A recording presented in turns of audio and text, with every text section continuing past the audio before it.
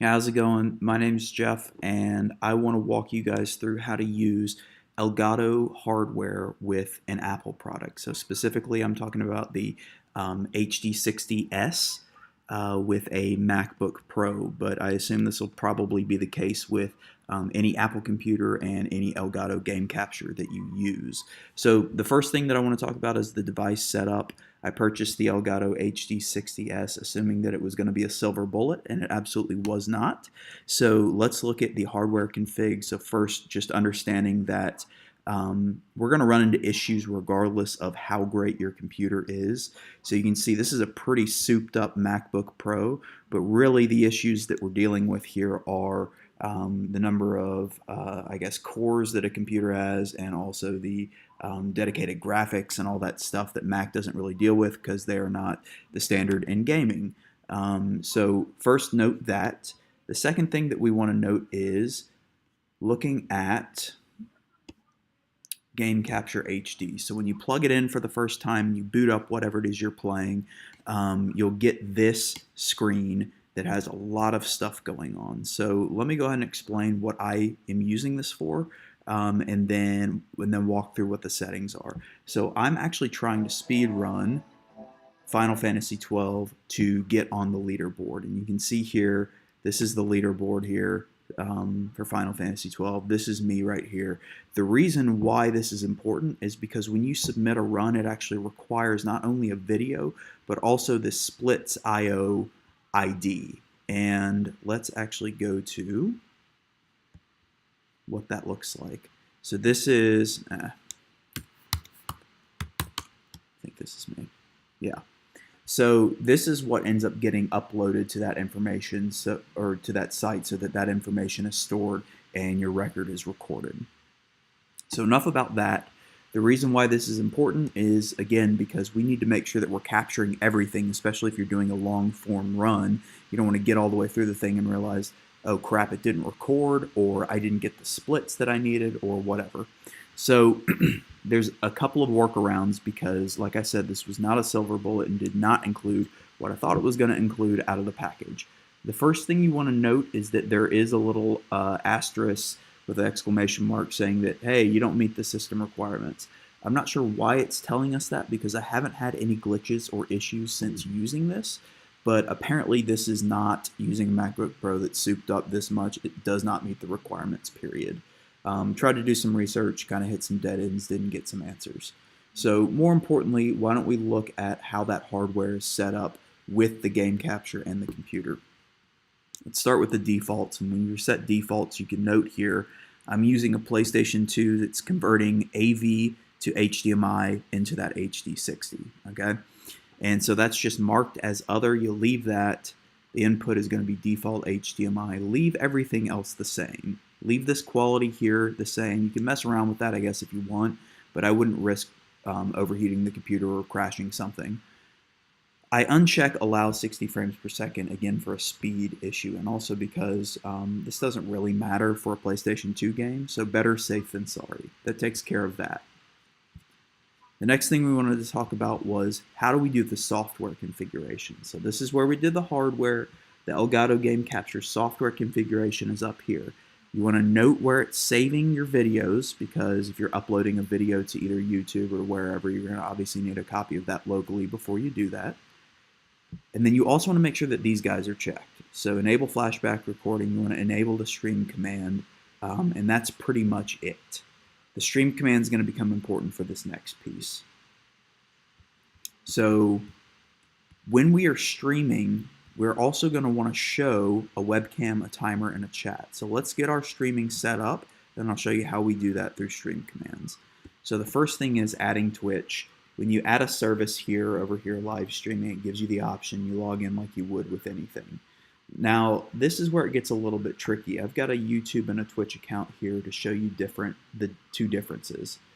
You've got the config icon here where you're able to, this is under YouTube, select some of this stuff. But when I'm on Twitch, which is what I stream to, it's really weird. It doesn't let me choose privacy or category. Haven't found any answers to that yet, but I leave the server as automatic, the resolution at 720p. and the maximum frame rate, again, at 30 frames per second. This is what's important here. You want to check archive live stream as recording. If you don't check that and you start streaming, it will not be recording a copy locally to your hard drive that you can then later either upload to YouTube or to whatever site if you're trying to get on a leaderboard, whatever that may be. So make sure that that's clicked. Why do we do that instead of just record while we're playing? Well, a couple of different things. So number one is that you'd have two things running kind of in tandem. My speculation is that that puts more strain on the hard drive. I don't really know, but the more important piece is that when you record, it actually has a limit to the amount of time that you can record a speed run. So if you're doing something like Final Fantasy XII, which is long form, it's going to run out of time and actually start a new file somewhere. I can't remember if it's like 4 or 5 hours or something like that, and switch to a new file. That wouldn't be a big deal, except for Game Capture HD has a really nice compression inside of it, where when you're done, if you're recording for, I don't know, let's say 6 hours, which would be like standard for this game, that's a gigantic file normally if you're just capturing video. But it's compressing as it goes, and so usually you end up with like a 3 gigabyte file. If you end up with two separate files, like two separate 1.5 gigabyte files, and you've got to combine those in some way, or, I mean, you could upload them as two separate videos, I guess, but if you wanted to combine them so that it was just one video for folks to watch, because who wants to switch between multiple videos, you're going to end up undoing all of that compression, having to use some sort of a either software that concatenates the two, or like iMovie, for instance, which would then just blow up the size of both of those files, make it pretty much pointless. So again, that's the reason why just stream and record while you're streaming. There's no limit for whatever reason on the streaming recording like there is on the game capture recording. Absolutely ridiculous. All right, the other stuff is, you can put in whatever you want down here. Nice video title. That stuff doesn't really matter so much. So let's go back over here and make sure.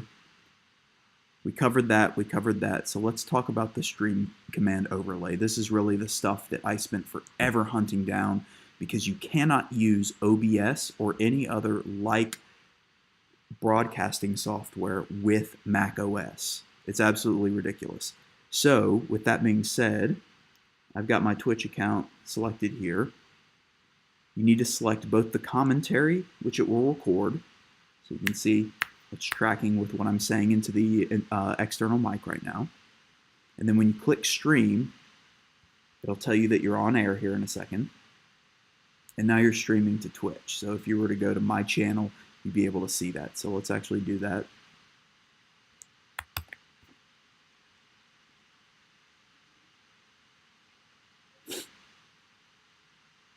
So it shows that I'm live, and it shows what we were just looking at. A couple of reasons why we went through all of this stuff first is that if you set it to lower, if you set it to standard rather than 1080, or you start messing around with some of the other resolution aspects, it can squash how it comes across here, which is actually how I've been streaming, and didn't really mess around with it until today and resolve it.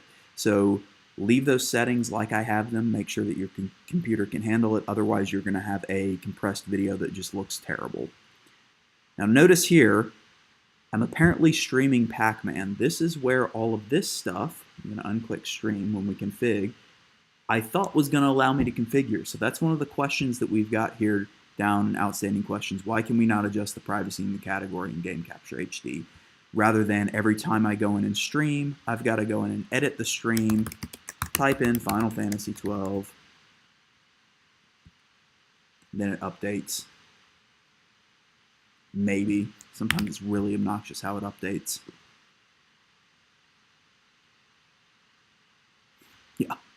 Yeah, it's super obnoxious. So that's one of the questions that I've got left over, but let's go ahead and start looking at what does the stream command actually look like so that we can get this set up how you've seen a lot of other speedruns, or at least close to. So this is how I've got mine set up now,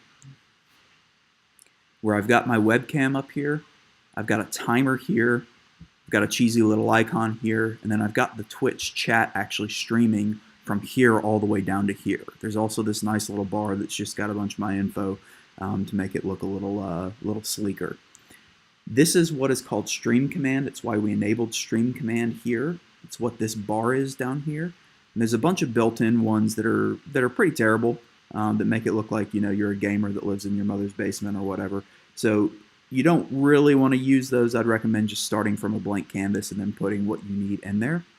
So let's actually do that, and I want to walk through the solutions for how I found the way to get to this particular setup, which was still doesn't really get us to like the live setups where you've got the splits like you see in live split 1 or 1.live split, whatever it's called. But it's close. It gives us some of what we're looking for. So the first things first is on a blank canvas, you're going to add overlays. These are the examples that you have. If at any time you want to start from a blank canvas, you just remove all overlays. So you add your camera. You obviously resize it to whatever you want so it's not taking up your screen. I've got it pretty small because I'm not using dual monitors or anything. I'm actually looking at Game Capture HD when I'm playing. The next thing that we want to do is try to add that timer. So this is where I had to go hunting for a website that had some sort of stream overlay. Found a bunch of really terrible ones, and then I found TwitchTimer, which is perfect. What I noticed here was looking through is that it had a bunch of different features: cooldown, countdown, an actual clock, and then we want the chronometer. So when we set up at twitchtimer.com, it's going to come here, and notice here that it says timer. That's not how it's originally going to be set up. When you originally click on it, it's going to be cooldown, which is a different thing from a stopwatch, which is what we want, the stopwatch. So make sure that the timer is actually the one that's selected, which is sort of a misnomer because I would have figured that would have been called the chronometer or whatever they called it on that previous page. But as soon as you click the let clock play or pause, it's going to start. And so this is actually the overlay that you're going to see when you add it to your stream command. So notice there's a bunch of garbage here for you to be able to customize. I'm not going to go through all of this because it's not really important. You can set a countdown to start. You can have final message mark before it starts, all that stuff if you want. But this is what you want, the URL for OBS and XSplit. Now we're not using OBS, nor are we using XSplit, but we are using this URL because it works exactly the same. So copy it, come back over to Game Capture HD, you add a website. Now this is where you paste in that link, and it's going to add the overlay where that timer is. So awesome. Finally, we've got a way for us to display time as we're speed running through a game. And you can kind of set this size however you want. Just note that if you're going into minutes and hours, obviously you're going into minutes, but if you're going into hours, it's going to shrink. Just like it did there, it's going to shrink again when it comes out to hours. So it's not a big deal, but it is something that you want to be aware of so that as you're playing along, the timer doesn't just get too small so that you and other folks can't see it. So the way that I've got mine set up over here is that it's sort of hidden. So one of the things that you'll notice is that when you're editing scenes, oops, I could drag that so that it's on top, but these guys right here, just like in any other program where you're using images, you can click on it to put it in front of or behind of. So I've kind of got it set up like that where I've got the timer just right below the webcam. So awesome, we've got my face, we've got a timer, we've still got a lot of the screen we can work with. Now let's do the chat, because I was using a really terrible chat client that I just sort of had sitting over here in the corner. I would like resize my desktop basically and just have stuff sitting over here, which makes for terrible gaming. And what I found was this cap chat. Again, developed for OBS and XSplit, but we're going to use it for this exact same thing that we did the TwitchTimer. So if we go install for OBS, we don't download OBS because we're not using it.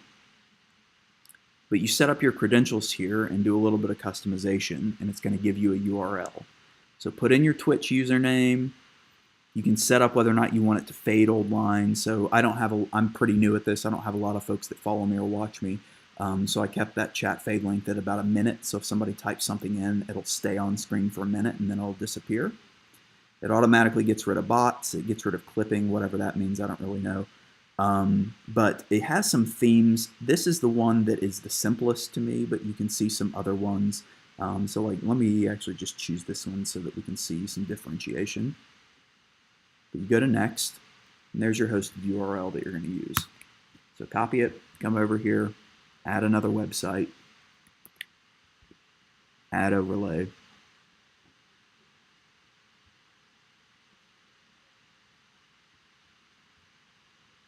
You can resize it. And like I have in that other one, I've got it to where it's actually resized all the way to the bottom of the screen, just in case, you know, somebody came in and typed a bunch of stuff. It's transparent in the background, so it doesn't really matter. So you can see right off the bat why I would want to use a different theme than this one. You've kind of got some fade effect here at the top. You can't really see the name of the chat like you can in this one. So we've got this now basically set up exactly like I've got the other one, except for a couple of things. This was a little pre-built-in bar at the bottom where it had stay connected and had each of these social media icons.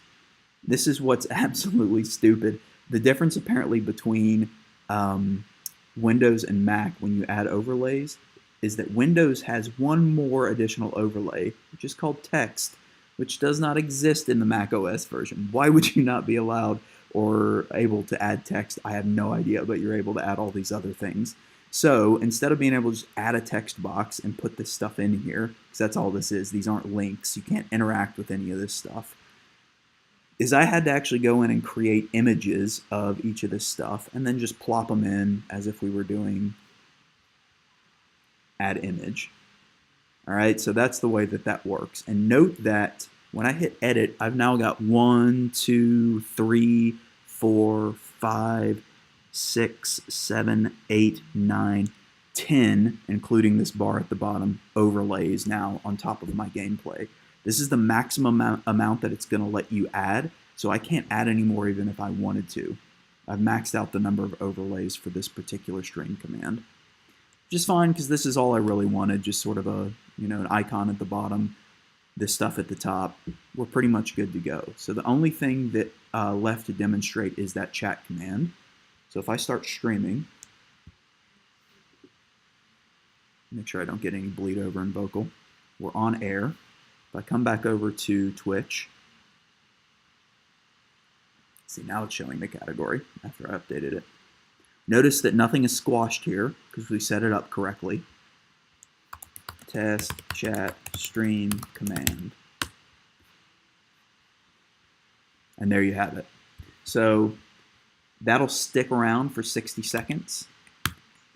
And if we had, you know, a ton of text, if somebody just came in and like trolled our, you know, our chat, this is what it would end up looking like. So you're playing around, blah, blah, blah. So it took me forever to figure this stuff out. I even called Elgato support at one point to ask them, you know, why do you not have a timer as an overlay? Why is this stuff not already built in? And they just sort of said, I know, sorry. And that was pretty much all they had. So these are the workarounds, the best workarounds that I've found. If you have better solutions, please comment. I would love to know what they are. Also, if you have answers to these things, so why can we not adjust the privacy and category so that every time I hit stream, it doesn't just pop up Pac-Man as what I'm streaming in Twitch? And then also, is there a way to make the TwitchTimer background transparent? I didn't really go over this, but that's one of the options that you can configure in TwitchTimer. It's one of the many, many things. If I set the background's opacity to 0 or 1, I've tried both, it doesn't do anything to this. For whatever reason, I don't really know. If I go around and mess around with the actual time color,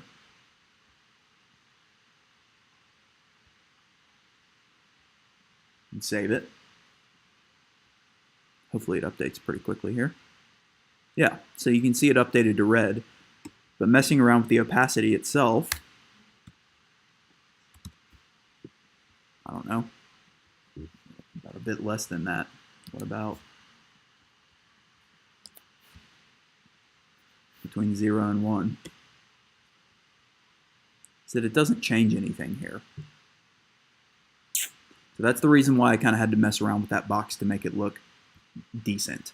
So if you have a way to fix those two things, and then also when you're streaming, apart from just having, you know, the splits.io, having this thing pulled up on another screen, or, you know, an app on your phone that connects to splits.io, you know, how is it that we're actually going to progress through some sort of timer that's saving, so that when you upload it to a speed run leaderboard, that you actually have that data recorded, not just this timer, kind of for your benefit and for anyone who's watching's benefit.